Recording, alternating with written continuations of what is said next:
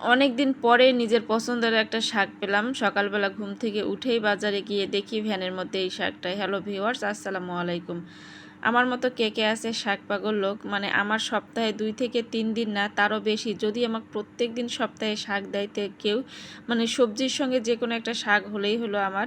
মানে শাকটা খেতে আমার এত ভালো লাগে, যদি হয় সেটা আরও নিজের এক পছন্দের একটা শাক। আচ্ছা, এইরকম পছন্দের একটা শাক, এটা হচ্ছে আমার পাট শাক। পাট শাক যেটা মিষ্টি, সেইটা হচ্ছে আমি আজকে নিয়ে এসেছি। তিতাটা আমার কাছে খেতে ভালো লাগে না। এই শাকটা অনেকে মসুরির ডাল দিয়ে খায়, কিন্তু আমার কাছে মসুরির ডাল দিয়ে খেতে ভালো লাগে না। আমার কাছে এরকম করে সিদ্ধ করে তারপর হচ্ছে যেটা বাগার দেয়া বলে, রসুন কাঁচামরিচ পেঁয়াজ দিয়ে যেটা বাগার বলে, সেটা এরকম করে খেতেই আমার কাছে কেন জানি ভালো লাগে। অনেকে আছে শুধু একদম কুচি কুচি করে ভাজি করে খায়, আমার কাছে সেটাও ভালো লাগে না। আমার কাছে মনে হয় একটু বড় বড় থাকলেই ভালো লাগে, এর জন্য এরকম করেই খাওয়া। আচ্ছা, এখানে হচ্ছে কাঁচামরিচ পেঁয়াজ আর হচ্ছে রসুন দিয়ে আমি আজকে শাকটা বাগার দিয়ে নিব।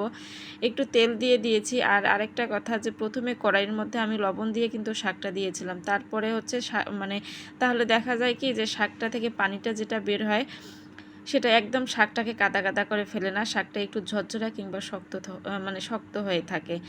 আচ্ছা, যাই হোক, আমি এখানে হচ্ছে শাকটা বাগার দিয়ে নিলাম। আমার মতো কে কে এভাবে মানে পাট শাক রান্না করে খান অবশ্যই একটু জানাবেন। তারপর হচ্ছে আজকে অল্প একটু করলা ভাজি করছি। 2টা করলা ছিল আর 2টা আলু দিয়ে, মানে সব কিছু অল্প অল্প করে আজকে রান্না করেছিলাম, যে অনেকগুলো রান্না করে নেই। যাই হোক, যেটাই হোক রান্না করেছি, আল্লাহর রহমত 3 বেলা হয়ে গেছে, 2 বেলা হয়ে গেছে। মানে রাতে খেয়ে অবশ্য বেঁচে গিয়েছিল, কেন জানি না। আজকে অনেকগুলা রান্না করেছিলাম 3 পদেই, কিন্তু হচ্ছে অল্প অল্প করে রান্না করেছিলাম, তারপরও মনে হচ্ছে যে বেঁচে গেছে। অন্য দিনের মতো অনেকগুলো আমি আসলে করলা ভাজি যখন করি একদম ফ্রাই প্যানের মানে ভরা হয়ে যায়। আজকে খুব অল্প ভাজি করেছিলাম, চিন্তা করছিলাম যে আসলে একবেলায় শেষ হয়ে যাবে কিনা, কিন্তু দেখি যে না, একবেলা শেষ হয়নি। রাতের বেলাও খেয়ে তারপরে একটু মনে হয় যে বেঁচে গিয়েছিল, মানে কেউ না কেউ কম খেয়েছে এই জন্যে। আচ্ছা, যাই হোক, এভাবে একটু করলা ভাজি করে নিলাম। আমার মতো কে কে করলা ভাজি হচ্ছে শাক ভাজি, আমার না কি যেমন তা হোক, কিন্তু একটু ভাজি সবজির মধ্যে একটু ভাজি টাজি হলে, শাক সবজি হলে আমার মনে হয় যে ভাতটা তৃপ্তি অনুযায়ী মানে খাওয়া যায়। সবসময় মাছ মাংস শুধু শুধু অনেকে দেখা যায় যে যেদিন মাছ মাংস রান্না করবে সেদিন আর কোনো কিছুই রান্না করে না, কিন্তু আমার কাছে এটা ভালো লাগে না। মাছ মাংসের সঙ্গে যদি সবজি শাক থাকে, তার মনে হয় যে আমার কাছে ভালো লাগে খেতে। আসলে কে কীভাবে খায়, সবার তো রুচি এক না। আচ্ছা, যাই হোক, তারপর হচ্ছে একটু গরুর মাংস রান্না করে নিয়েছিলাম এখানে।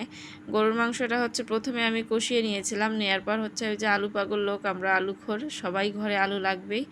ছোটো পিচ্চিরা যেহেতু আছে, এই যে আলু দিয়ে দিয়েছি। দেওয়ার পর হচ্ছে একটু কষিয়ে নেওয়ার পরে এখানে আমি ঢেকে রেখেছিলাম বেশ কিছুক্ষণ, বলতে অনেকক্ষণই ঢেকে রেখেছিলাম। আজকে গরুর মাংস উঠাই দিয়ে সব কাজেই করে ফেলছি, গোসল করা থেকে নামাজ পড়া থেকে শুরু করে সব কিছু করে ফেলছি গরুর মাংস চুলার উপর দিয়ে।